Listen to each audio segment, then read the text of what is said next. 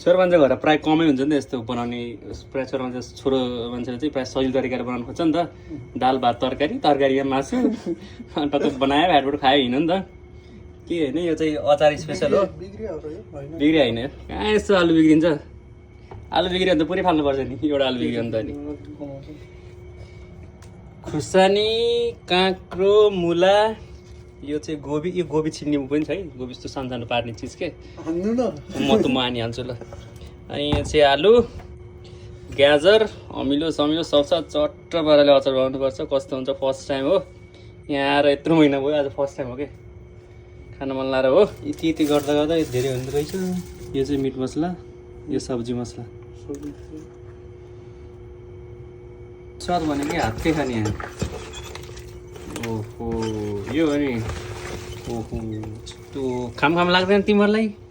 खाने भए आऊ ताखन कस्तो भयो खै ओहो यति भएपछि त सेफ हो नि तिमीहरू त खाने होइन यस्तो भयो होइन ल खाना चाहने मानवहरूले चाहिँ आउनु होला होम डेलिभरीको व्यवस्था त छैन यहीँ आए दिने व्यवस्था हो दसैँ तिहारको माहौल पारेर यसो मुखमिठो गर्दै हामीले नि होइन ल खाना इच्छुकहरू यसरी हेरी थुक नलिनौँ